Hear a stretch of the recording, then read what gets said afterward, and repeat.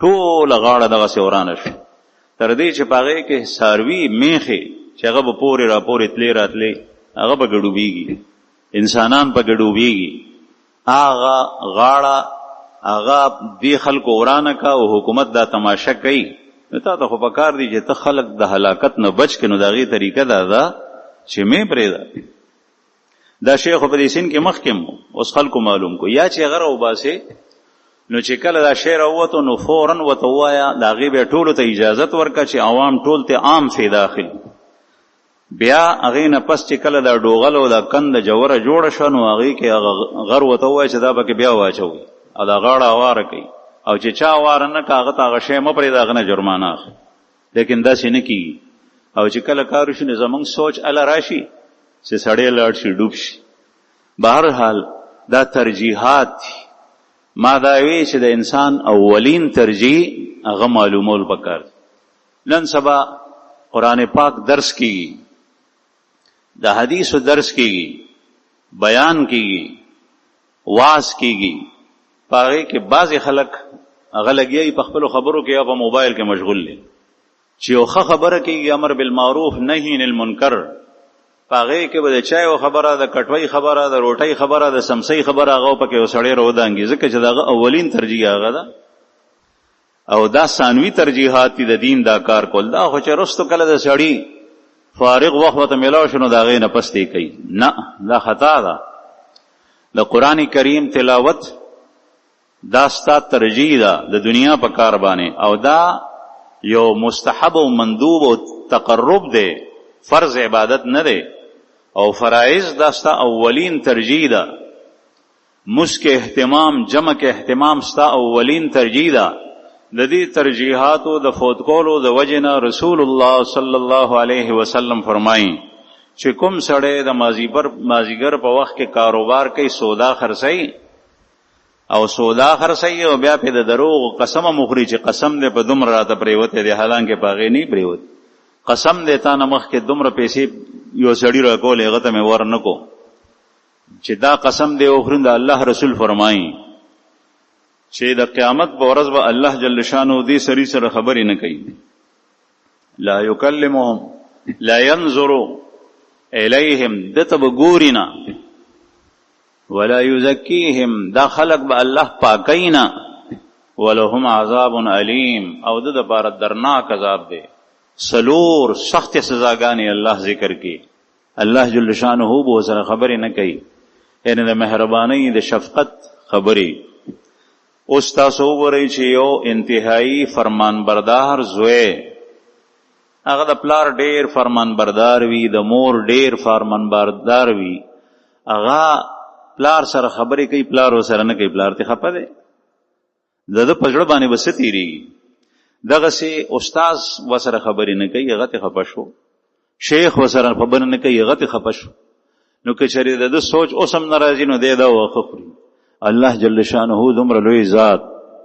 چې دلته دنیا کې خو انسان ته سنا سي اختیار ورکړی دی الته کې لمن الملك اليوم لله الواحد القهار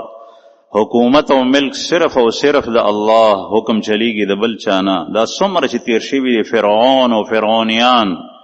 قبطیان نمرود هارون قارون حامان دا ټول د دې بحث نه چلی یو د الله جل جلاله حکومت وی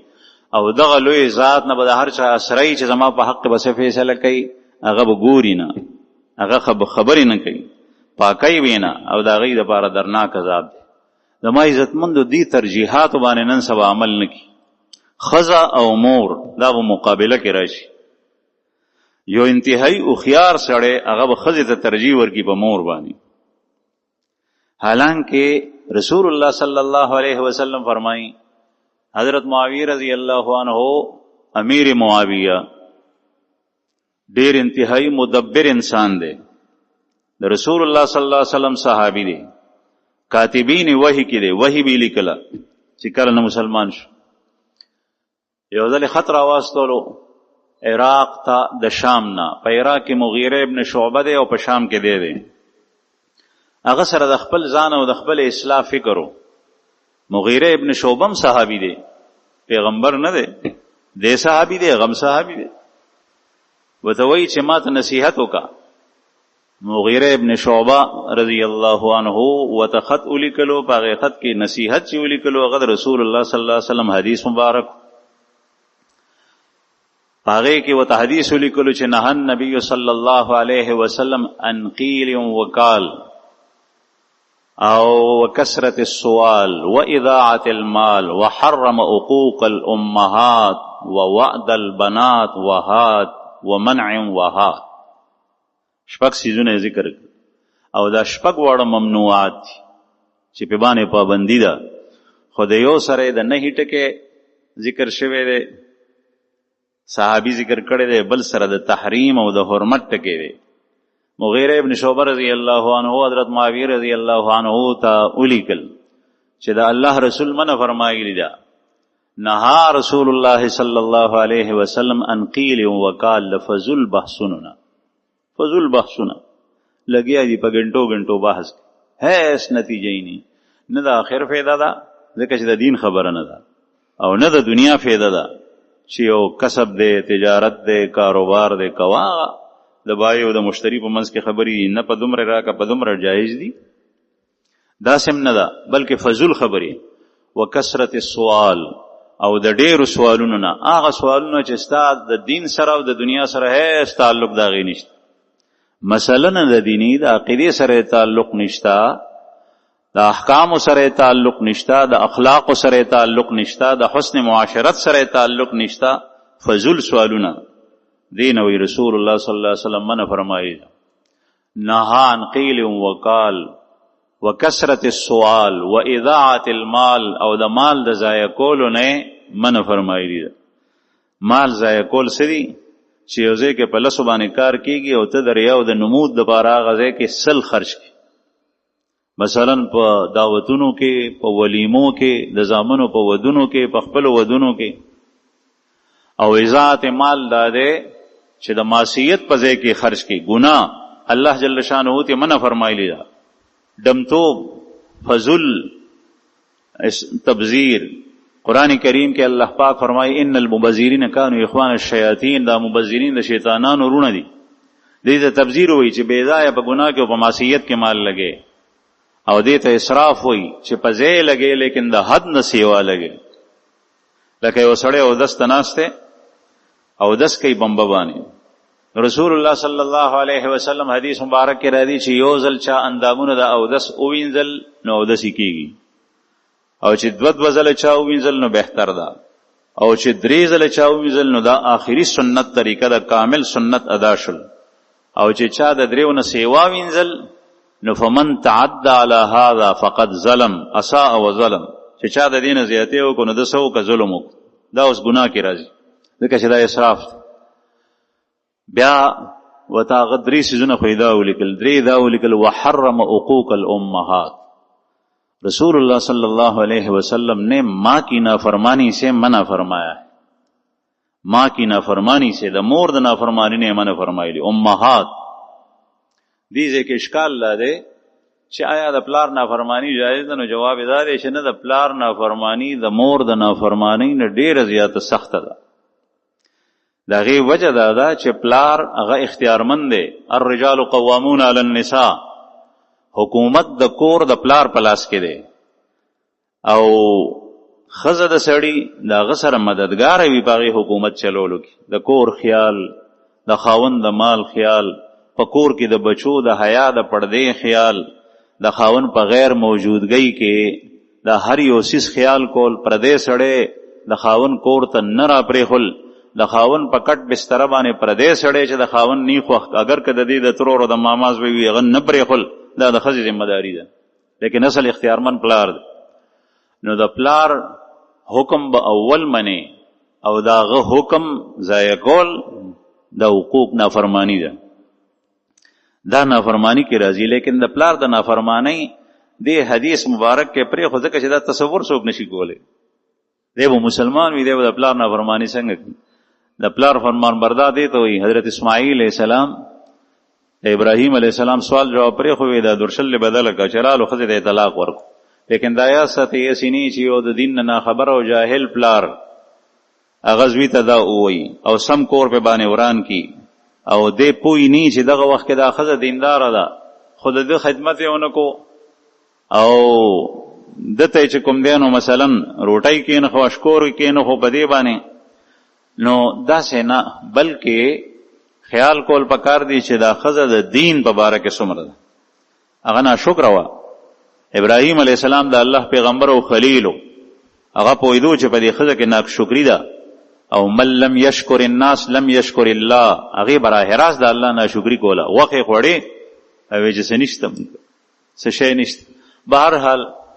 رسول الله صلی الله علیه وسلم وی حضرت مغیره ابن شعبہ خط لیکي حضرت معاویه رضی الله عنه ته وحرم حقوق الامهات د میندو نافرمانی نه منع فرمایلی ده فقها لیکي چې کله مور او پلار د بیماران وي تا ته وایي یوم چې بچې ما ته اوبه او بلم وایي ما ته اوبه په یو ځای دواړو آواز وکړو نو ته به اوبه اول مور ته ورکې ځکه چې مور کمزوري ده صنف نازک دی د هغې زړه زر خفه کېږي د هغې حوصله کمزوري ده د پلار حوصله ډېره ده نو هغه کې د ژوند د باقي پاتې کېدو صلاحیت ډېر دی قوت ډېر دی هغه رستو که لیکن که چرې تا ته پلار ووایي چې راشه او دا تکیا راواله ماته شاته کېده او مور هم درته ووایي چې دا راواله ماته شاته کېده او کمزوري نه دي دواړه نو دا اطاعت سره تعلق لري دی که به د پلار خبر اول مني لیکن سره د دې رسول الله صلی الله علیه وسلم فرمایي و حقوق الامهات چې الله پاک حرام کړي دي د میندو نافرمانی بیا د پلار خو پکې سره فرض راځي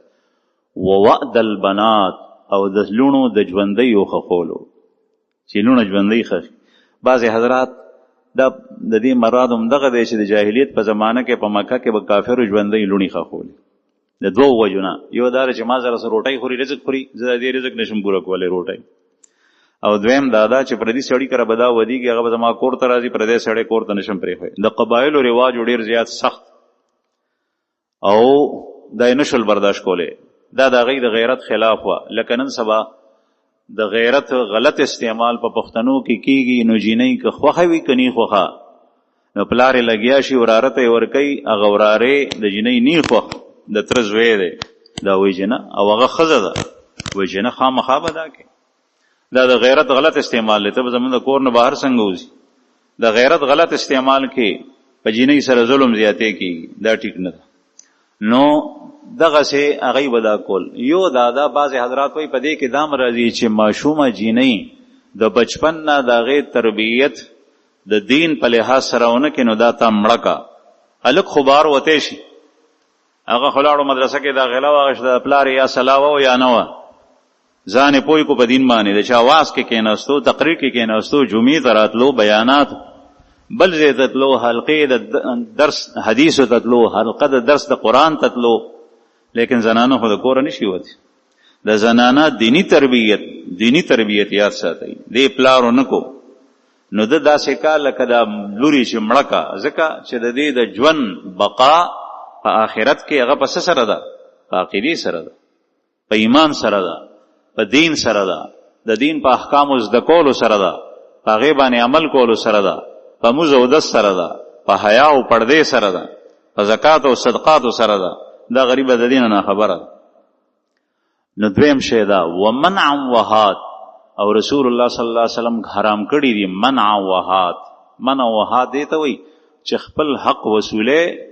نو ډېر تیز لکه د زمري په شانر وخت راځي په هغه حملې کې چې بچا دې حق ته د خلکو په مخ کې یوازې د هغه بېعزتیان هم کې او چې کله د هغه پردی حق تا پورې راشي نو هغه نه ورکې هغه منع کې شته د سره لیکن نه ورکې ولې په پیسو دې زړه نه کېږي او چې د بل نه په غوښتو راشي نو بیا غواړي قرآن کریم کې الله پاک فرمایي ویل للمطففین الذین اذا اکتالوا علی الناس یستوفون واذا کالوهم او وزنوهم یخسرون ان لوگوں کے لیے ہلاکت ہے بربادی ہے جہنم ہے آغا خلقو دا پارا پا جہنم کے ہلاکت تے بربادی دا للمطففین چا سوک تطفیف کئی تطفیف سے شے دے اللہ پاک بخپل تشریح گئی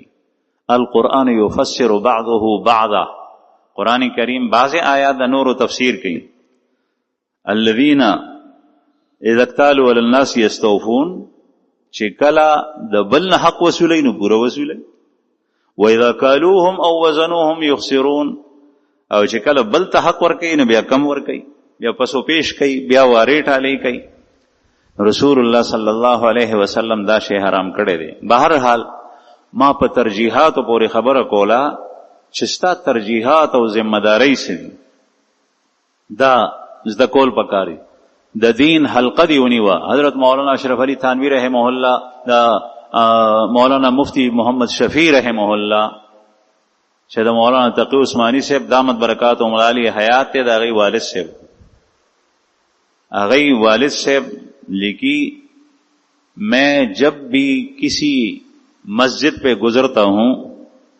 वहाँ कोई किताब देखता हूँ, कुरान करीम देखता हूँ, तो उसको उठाकर उसमें एक आयत पढ़ लेता हूँ, शायद इसमें मेरे लिए कोई नसीहत. या किसी हलके पे गुजरता हूँ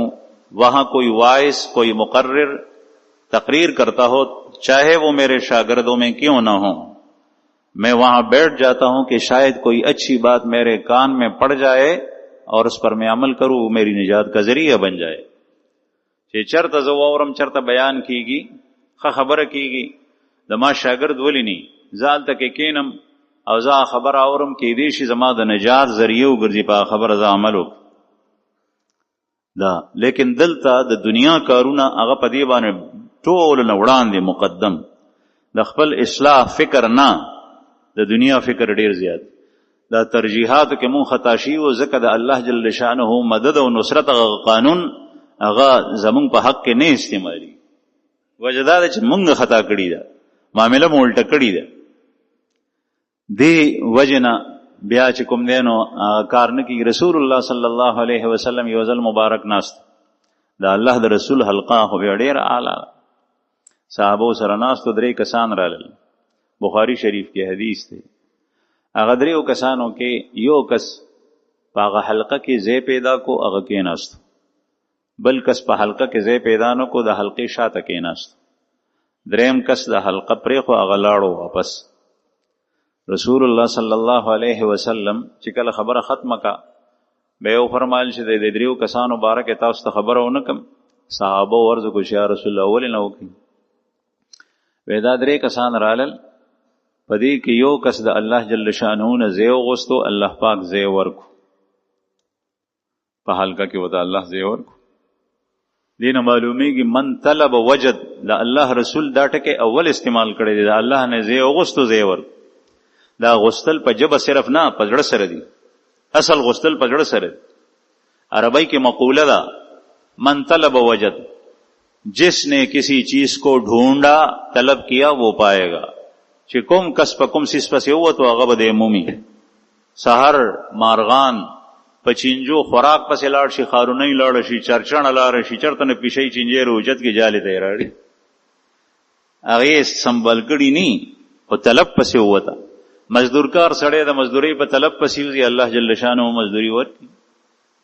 بل یو سړی په بل څه طلب پسې لاړ شي، هغه الله جل شانه ورکي. طلب غواړي. طلب چې کله د اصلاح طالب، د خپل ځان د گمراهۍ نه درويستو، د توبې طالب په توبې پسې ځي چې چته توبه وباسم. نبی کریم صلی الله علیه وسلم حدیث مبارک کې مثال ذکر کړی دی. نو بهرحال پیغمبر علیه الصلاۃ والسلام فرمایل چې یو کس د الله نه زی غوستو، الله زی ورک، او دی بل کس ته زی په حلقه کې ملاو نشو او شرمېدو. استحیا واما الاخر فاستحیا الله منه. د الله نه او شرمېدو نو الله هم د نه او شرمېدو. الله پاک د انسانانو په شان شرمېږي نه، لیکن دلته بل معنا مراد وي،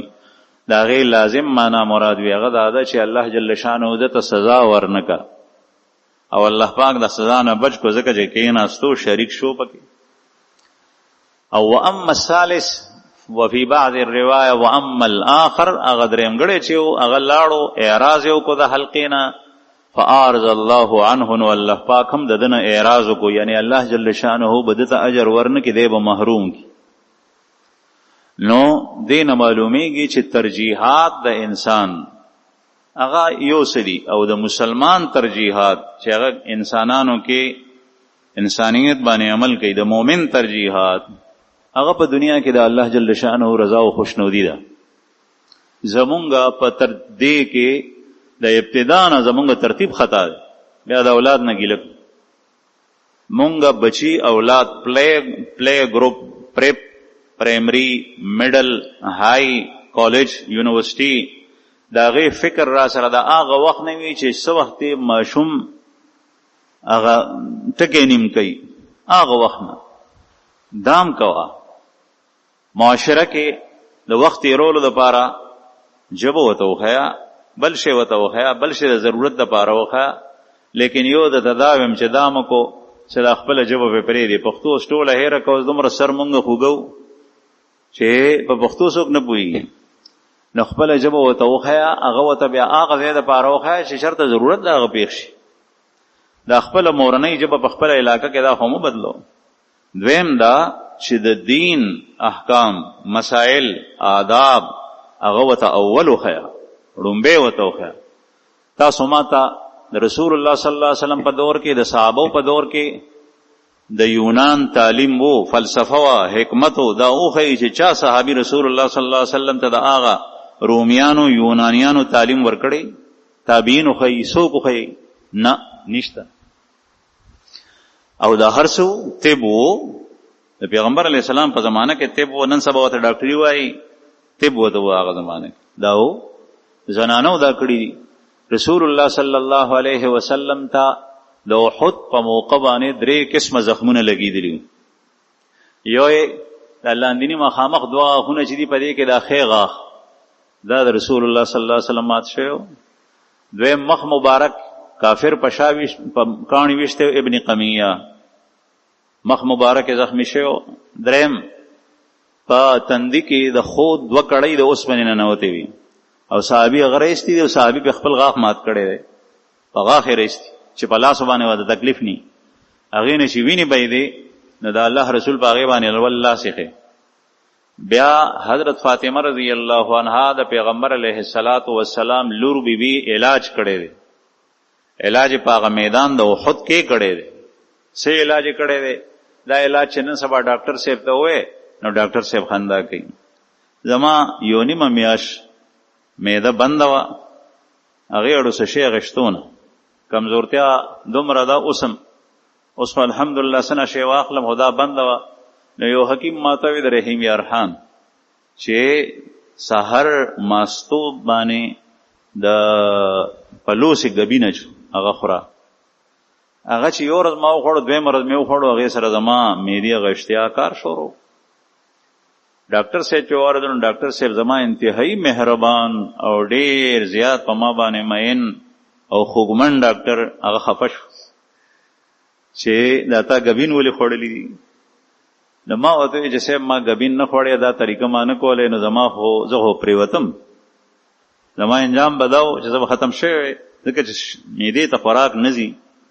چې ستم مې قتل الټای ورته بیا کار نه کوي نو دا ډاکټران دې ته علاج نه وایي دا خطا ده طبي علاج د پخوان د آدم علی السلام د زمانه نه را روان دی جلالین کی لیکي وعلم آدم الاسماء كلها قرآن پاک کی دی اللہ جل شانہ نے آدم علیہ السلام کو تمام چیزوں کی خاصیتیں صفات اثرات نام بنام بتلائیں ہر یو چیز نمی وتو خولو داغه خاصیت او خولو داغه اثر او خولو پدې کې بوټي مرضی جڑی بوټي د دې بوټي دا اثر دی د دې دا اثر دی د دې دا اثر دی ته ایلوپیتک ډاکټرې نو ته په طب یونانی باندې اعتراض مکو دستا خطا هغه طریقې علاج ده د ډاکټرانو صاحبانو ته ویم هومیوپیتک ډاکټر دی هغه طریقې علاج د جدا ایلوپیتک ډاکټر دی طریقې علاج د جدا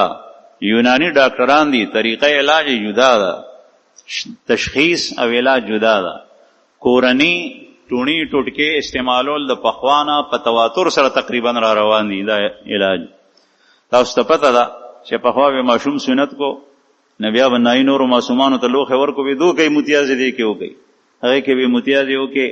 به بیرال ماشوم په زخم باندې به متیاز واړولې د پاسه پیر واړول نستن و نه نشوا هیڅ شنو او زویم چې هغه سنتول اوس نشته ده نو ځکه د خلک یریږي د جهاد نو د جنگ نه یریږي په خوانه خلک بده کې تکړه ځکه چې دردونه به او دا به په لوی عمر باندې سب 15 کالو د 6 کالو د 2 کالو د 12 کالو د 14 کالو به وسنتو دا علاجو او دومره مفید او مؤثر علاجو چې څنګه به دا واچول نو وینه به بندش. رسول الله صلی الله علیه وسلم علاج په غزوه احد کې هغه په ایری سره شوی ایری سره حضرت فاطمه رضی الله عنها فاطمه تو زهرا رضی الله عنها د پیغمبر علیه السلام لور بیبي هغه علاج کړی ټکور هغه ورکولو او د پلار په زخم کې غیرنه نه استا او ولی صاحب اوبراړي په ډال کې لوهونه د جنگ میدان دی په ډال کې اوبراړي هغه وبو باندې غوینه وینځله به هغه نه پس ایرا هغه ټاټ اوس دوری اوس وزوله هغه زخم په هغه باندې ډک. نن سبا چې دا طریقه علاج اختیار کړي نو ډاکټر صاحب اعتراض کوي. نو به هر حال عرض مې دا کول زما عزتمند چې دا خو مخ کې نه را روان دا صرف ډاکټري اوس نه د دنیا چې کله نه آباد ده تشخیص او علاج شته لیکن ته هغه علوم هغه ته وخی چې په هغې کې ماشوم عقیده زده نه کي د دین نه واقف ني چې څومره ته د غټو علومو دپاره چې په دې سطح په دې لیول د کالج یونیورسټۍ په لیول باندې هغې ته اعلی عموم وایي هغې ته استه نو بیا موږ سره مخامخ شي نو مازغه موږ ته خوري. دلته راشي بیا دارالایمان ته مومن مسجد ته یو کس راغلی و دا غرور عالم ما ته وایي زما دا رور پوی که دی پوهېږي نه دا غرور سوالونه چې ما واورېدل نو هغه ټول دهریه و د الله جل شانو د وجود د منکرو هغه خود به خود دا کا مونږ څه کړی ما خو هغه وجلی نه شو پرده مې پې واچوله ما ورته چې نه دا کار داسې دی داسې دی داسې دی هغه دومره غټ سر و چې هر څه پکې راتلل او مازغی ګنګسو په هغې پوهېدو نه ځکه چې هغه ګرین بک ویلی و د روس په یونیورسټۍ کې په هغې کې هغه ته د حریتوب خولی او هغه دا ذهن اغشتل. نو زما عزتمندو هغه تعلیم اولین ترجیح نه ده ستا د مسلمان د ماشوم تعلیم کې اولین ترجیح هغه ته عقیده دین اسلام ایمان ایمانی آداب او صفات د رسول الله صلی الله علیه وسلم سنت. اوس بعضې حضرات راځي چې هغه امریکا کې وخت تیر کړی دی دلته بعضې مخامخ شي هغه ذهن بالکل کار نه کوي او دنیا تم کنځلې او پیسو تم کنځلې ځکه چې مازغې موت شوي دي. نو دا اولین ترجیح ده د مسلمان د بچي هغه نه ده معاشره کې خو چې څنګه وخت یې هغه به تیر شي بل د معاشرې ملامتې چې ته واخلې نو دې سره ستا درجې اوچتېږي او ملامتې په چا باندې چا ګوته نه ده پورته کړي انبیاء کرام نه دي بچ شوي صحابه کرام نه دي بچ شوي بلکې الله جل شانو د الله جل شانو په ذات باندې ګوته پورته کوونکي شته اوس هم شته په دې دنیا کې کافر مشرک پاتې کېږي. د دې ملامتې د بچ کېدو نه به ته خپل ځان داسې کوې چې د خلق د سوالونو د اعتراضاتو نه بچ شې نه د الله جل شانه د ملامتې نه په ورځ د قیامت د ملامتې نه په میدان د حشر کې سید الرسول خاتم النبیین او د انبیاو په وړاندې د ملامتې نه ځان بچ هغه دائمی خسران دی. مسلمان چې دعا غواړي نه غوي اے الله مجھے حشر کی ذلت سے بچا حشر کی رسوائی سے بچا دا دعا کوي مسلمان دا دعا د دې لپاره ده چې ته ایمان مضبوط کې دین زده کې اخلاق زده کې نو هغه شی به تا ته حاصل شي. عرض مې دا کول زما عزتمندو چې موږ په دې ځای کې خطا کیږو چې زمونږ ترجیحات څه دي د خبرې اورېدو نه واخله تر اخره پورې په هر څیز کې ستا اولین ترجیحات ستا چې کومې ذمهدارۍ دي ته ګوره دغه وخت کې دا ځای دی دارالایمان جومات دی په دې جومات کې ستا ذمهداري څه ده دا هغه دا ده چې ته مستراله لمونځ وکړې ته الله یاد ته سنت وکې ته سورې کهف ووایې ته تلاوت وکې ته ذکر الله کې مشغول شي که ته دا وایې چې فلانکي سره خبرې وکړم نو دا خطا شوې ترجیحات دې خطا کړل د دې ځای ستا دپاره لاره شته اجره شته بیټک شته که ته په موبایل باندې 15 منټه او 10 منټه خبرې کوې او داسې د جومات په غولې کې یو سر نه بل سر ته ځای راځې دا ترجیحات تا خطا کړل تا باندې چې د ځای او د مکان کوم حق و هغه تا ساقط کو مور او پلار ته مخامخ کېناستې دغه وخت کې ستا څه حق دی ښځې سره مخامخ شوې دغه وخت کې ستا څه حق دی بچو سره مخامخ شوې دغه وخت کې ستا څه حق دی ستا ذمهدارۍ څه دي دې ته ترجیحات ویلی کېږي. الله جل شانه دې مونږ ته په دین باندې پوهه نصیب کړي او الله پاک دې زمونږ خطا وران کارونه سم کړي د الله په وړیا فضل وکړي دغسې ګرانه ده. واخر دعوانا الحمد لله رب العالمین.